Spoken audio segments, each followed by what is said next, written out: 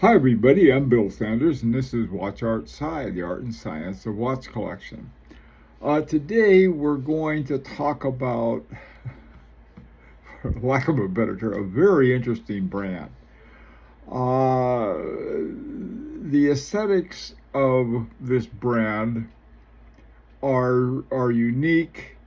There's enough variety that there's probably something for everyone. This is the Franck Muller watches, and they're probably one of the more controversial of all the watchmakers. Now, they they make the Franck Muller and the Richard Mille, which are very expensive and well-regarded watches. But the Franck Muller watches are very difficult to get a handle on. In part, it's because of the history and the scandals that have been involved. But that seemed to be the past, doesn't seem to be the current or the future. Let me just run down really quickly.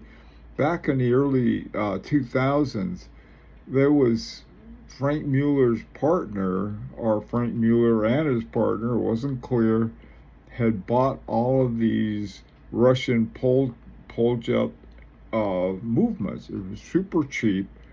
They had some kind of plan that they were going to work together with a guy named um, Jean-Pierre Jacquet. That is of Jacquet SA. Now, around that same period, Jacquet got involved with some fake stolen Rolex golden cases and some other just dumb stuff that he did. And that was the end of him. He ended up going to prison and was banned from watchmaking. Jacquet SA became La Joux Pereire. Later on, it was bought by Citizens, I think. But anyway, back to Franck Muller. Well, apparently there was nothing illegal what they had done when buying the Poljet. But I mean, like, Poljet movements are really super cheap movements for the most part. They may be good, but their reputation is they're very crude movements. But at the same time, Mueller is turned out to have a lot of talent as a watchmaker. So there's this mixed bag. The resale price is very bad, which is good for collectors. So let me talk about Franck Muller watches. First of all, there are a number of the models I really like. This is one of them. It's called the Franck Muller Vanguard Casablanca. Apparently, there's a Casablanca, there's a Vanguard, and so there's a Vanguard, a number of different models, I guess, of it, and Casablanca is one of them. And here's an example of that. Now, the movement, this is another place where things get iffy. The movement is the FM 800DT, 4 hertz frequency, 42 hours reserve, and the question is that does it have an ETA base? Well, it's not clear. And I mean, there's nothing wrong with an ETA base. You can have an excellent watch with an ETA base and excellent movement, but you got to tell people.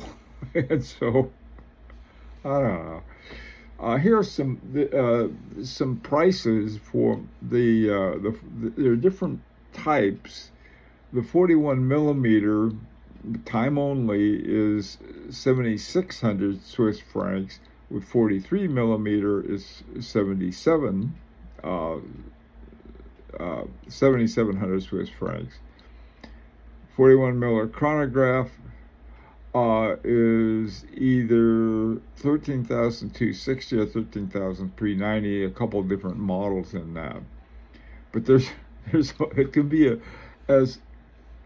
as a collector, there are a whole lot of interesting things. I'll say that much, especially the big drop in price. Now, Another one that's really interesting is the Franck Muller chronograph. Man, I tell you, it was really hard to find out any information, and what I got isn't a whole lot. It's a beautiful watch, in my opinion, and even though I'm not a chronograph fan, this one is a sweet-looking watch. 4 hertz, 28,800, automatic, 48-hour power reserve. Now, it's called the FM for Franck Muller 7000, but getting information on this in sort of the chronograph and the details about the chronograph wasn't exactly forthcoming. One source has it going back to some really interesting ones back in the 90s, in the 1990s. Other ones just don't say anything. And that whenever the less information there was, the more nervous I get about a brand.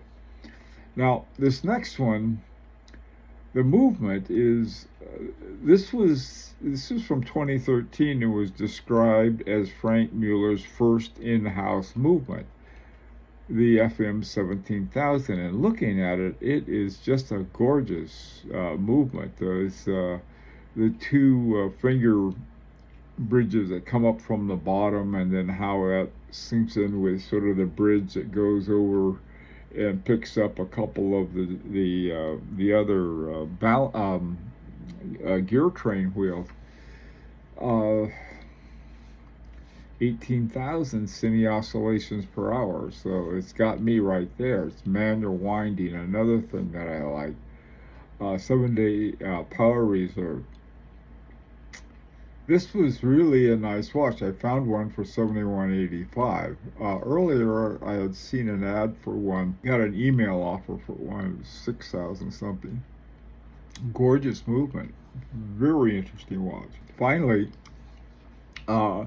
this one, there's one that's called the Franck Muller Long Island. I was trying like mad to find out about the Long Island.